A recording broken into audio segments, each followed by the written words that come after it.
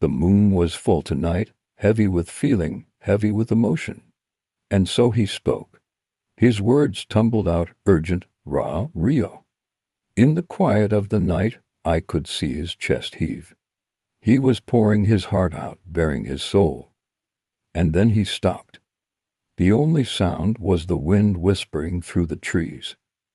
He looked at me, his eyes filled with a sadness that mirrored my own.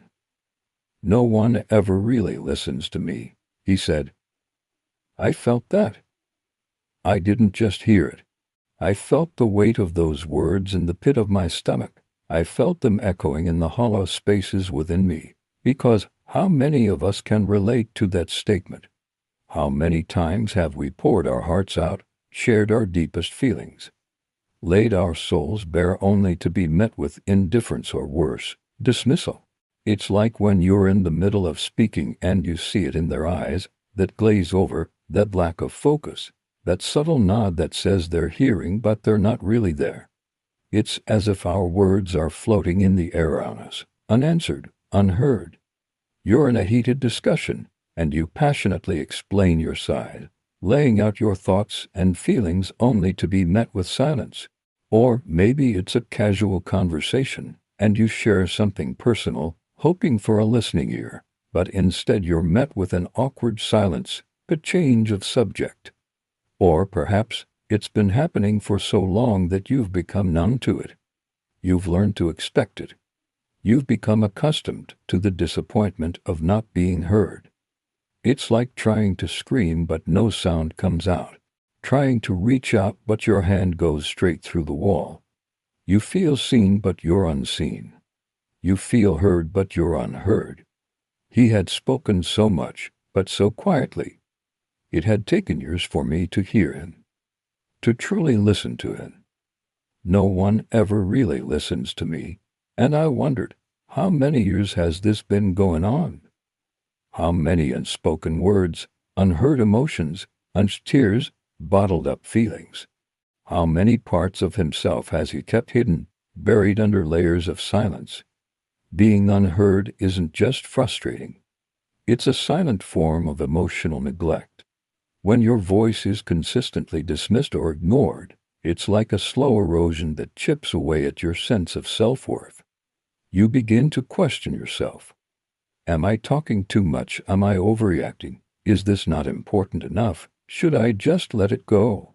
You start to shrink, to conform, to make yourself smaller so that your voice doesn't have to be heard. He was so still now, his body language closed off, his eyes downcast. I wanted to reach out, to touch him, to tell him it's okay. But I knew my touch wouldn't convey the message.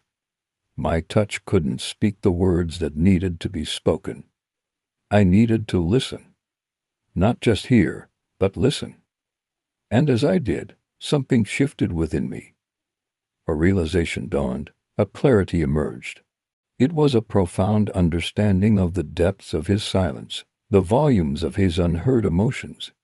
It was as if a veil had been lifted, revealing the strength and resilience of the human spirit, the enduring power of connection, and the transformative nature of simply being heard. In that moment, I saw the courage it took for him to open up, to expose his vulnerability, to trust that in sharing his truth, he wouldn't be judged, ridiculed, or dismissed. I saw the bravery in his fragility, the strength in his tears, the honesty in his rawness. It was a humbling experience. It reminded me of why I do what I do, why I write what I write, why I share what I share. Because being heard, truly heard, is a fundamental human need. It's a vital part of our emotional and psychological well-being. When we're not heard, we feel unseen, unimportant, insignificant. Our thoughts, feelings, and experiences become invalidated, dismissed, or minimized. We start to question ourselves, our reality, our worth. We may even begin to doubt our own sanity. But when we're heard, when someone takes the time to truly listen, to acknowledge and validate our feelings, something remarkable happens. We feel connected, seen, valued, and respected. Our confidence grows, Our self-esteem improves, and we feel empowered to be ourselves. I sat with him in the quiet, offering my presence, my attention, my focus. I didn't need to say anything. My silence spoke volumes. It conveyed acceptance, understanding, and empathy. As the minutes passed, I could feel his tension easing, his shoulders relaxing, his breathing becoming slower and deeper. He was letting go, releasing the weight of years of unheard emotions. And then he spoke again, his voice softer now but stronger, clearer, more resonant. "Thank you," he whispered, "for listening." I smiled, my eyes shining with tears. "You're welcome," I replied softly. "I've been wanting to listen to you for a long time." The rest of the night was filled with conversation, sharing, and laughter. He talked, and I listened, truly listened. I didn't interrupt, offer advice, or try to fix anything. I didn't judge or criticize. I simply listened. It was one of the most healing experiences I've ever had. I witnessed firsthand the transformative power of being heard, and I realized that sometimes all someone needs is a listening ear, a patient and compassionate presence, and a heart that's willing to understand. As the night deepened, I thought about how many people long to be heard, to be seen, to be understood. How many of us have carried the weight of our unspoken words, the burden of our unheard feelings, the pain of our unmet emotional needs. We live in a world that often values productivity over presence, output over input, achievement over authenticity. We're constantly bombarded with messages telling us to do more, be more, achieve more. But in the midst of this frenetic pace, we often forget the simple yet profound power of just being heard. We live in a culture that often equates speaking up with being aggressive, assertive with being selfish, emotional with being weak. We are often taught from a young age to suppress our emotions, to push through the pain, to ignore our feelings. But in doing so, we risk disconnecting from ourselves, from our truth, from our authentic selves. It's easy to get lost in the noise, to feel like our voices don't matter, that our feelings aren't valid, that our experiences aren't important. But the truth is that every voice matters, every feeling is valid, and every experience is important.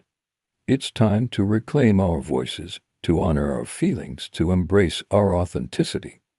It's time to listen to ourselves and to listen to each other. If you've ever felt unheard, know that you're not alone. Reach out, speak up, share your truth. And when others do the same, listen with an open heart and an empathetic ear. For in listening to each other, we create a ripple effect. We break down the walls of silence, we dismantle the barriers of misunderstanding, and we build bridges of empathy, compassion, and connection. Let's start a movement, a revolution of listening. Let's create a world where everyone feels heard, seen, and valued. Let's start today and let it begin with me and you. So to the one who said, "No one listens to me, I hear you, and I believe you, your voice matters, and it always has."